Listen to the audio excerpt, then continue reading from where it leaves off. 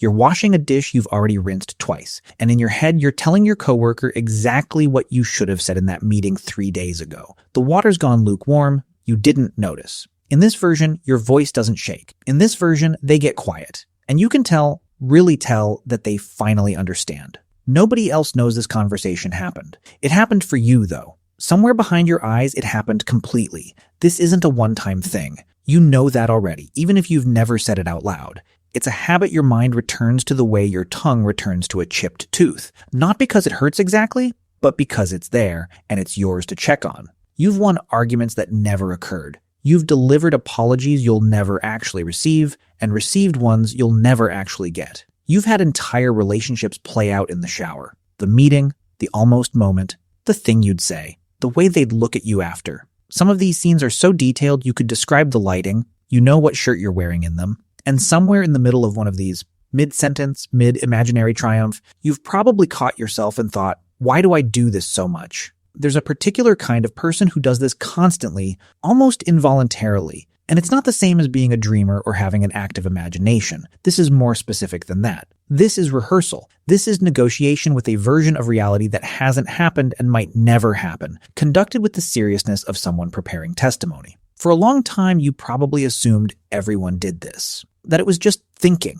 that it was just what a brain does when it's bored or nervous or driving somewhere familiar enough that the road doesn't need your attention. And for some people, sure, it is just that. A stray thought, gone in 10 seconds. But for you, it's structured. It has scenes. It has dialogue you've edited more than once. The way you'd revise a text message before sending it. Except you never send this one, because there's no one to send it to. There was never a real conversation waiting on the other end. Just you and the version of the world you built because the real one didn't give you what you needed. Here's the part that might actually surprise you. This isn't idle fantasy, it isn't laziness or an overactive imagination looking for something to do. What you're doing when you build these scenes is trying to gain control over something that felt, at some point, in some real moment, completely out of your hands. Think about when this habit tends to show up most. It's rarely during the good, settled stretches of your life. It shows up after the conversation you didn't get to finish, after the thing you wanted to say but didn't because you froze, or because the moment closed too fast, or because you were too scared of how it would land. Your mind didn't let that moment go. It kept it open, like a tab you forgot to close, and it's been quietly trying to finish loading it ever since. This is your nervous system doing something almost tender, in its own clumsy way. It's trying to protect you from being blindsided again. If you can imagine every version of what might be said, what might go wrong, what might be asked of you, then nothing can catch you off guard. You'll already have the right words ready. You'll already know how to survive it, because you survived it 100 times in your head first. It makes a strange kind of sense once you see it that way. Rehearsal isn't dysfunction. Rehearsal is what you do when you've learned, somewhere along the way, that the world doesn't always give you a second take. But there's a harder thing sitting underneath this, and it's the part most people skip past because it doesn't feel good to look at directly. Somewhere along the way, the imagined version started to feel safer than the real one. Not just easier, safer. In the version in your head, you control the pacing. You control the outcome. You never say the wrong thing because you can pause and rewrite it before it leaves your mouth. Nobody's face changes in a way you didn't expect. Nobody walks away mid-sentence. It is, in almost every way, a kinder world than the one you actually live in.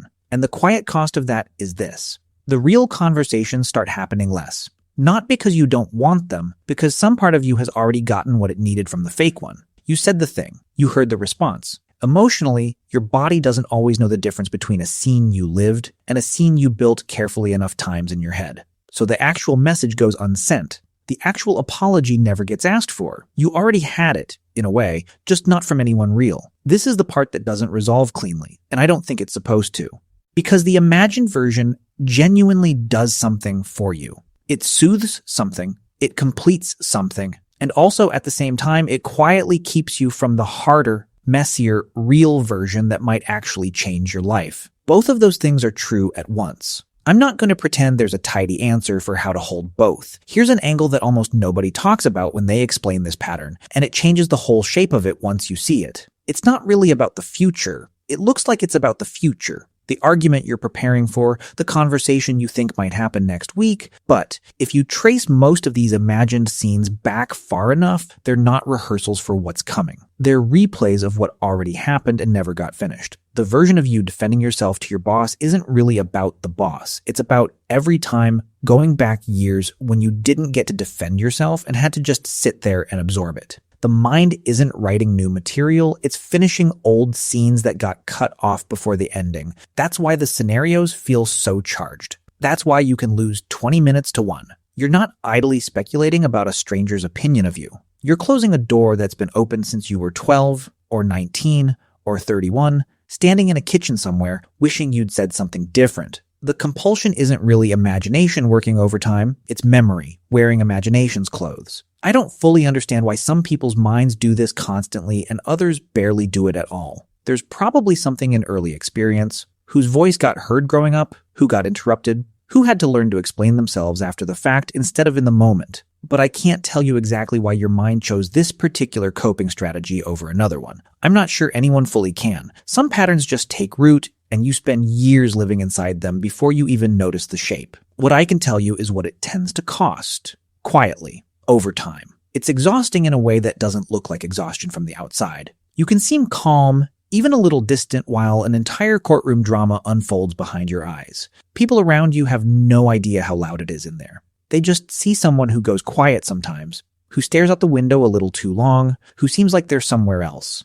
They're right. You are somewhere else. You're finishing something. And there's a specific kind of loneliness in that, one that's hard to explain to someone who's never lived it. You can be fully present in a room and still be having the most important conversation of your week with someone who isn't even there. Maybe the real conversation is harder because it doesn't come with a script you already know the ending to. Maybe that's the whole difference. In your head, you always know how it ends because you're the one writing it. Out here, you don't get that. Out here, the other person gets to surprise you, disappoint you, misunderstand you, or every so often actually meet you where you are, in a way no imagined version could ever predict because you didn't write it. They did. That unpredictability is exactly what your mind has spent years trying to protect you from. And it might also be the only thing that was ever going to give you what you were actually looking for. You weren't trying to win the argument. You were trying to be heard. Those aren't the same thing, and only one of them can happen in a conversation you invented alone in your kitchen. If you've ever caught yourself mid-scene, rehearsing something no one asked you to rehearse, defending yourself to someone who has no idea you're upset, try noticing just once what the scene is actually about underneath, not the surface argument. The older one it's standing in for. You might find it's not about the person in front of you at all. I don't think the answer is to stop imagining. That part of you has been trying to take care of you for a long time, in the only way it knew how. Tell me about the last fake conversation you had in your head. I actually want to know how it ended.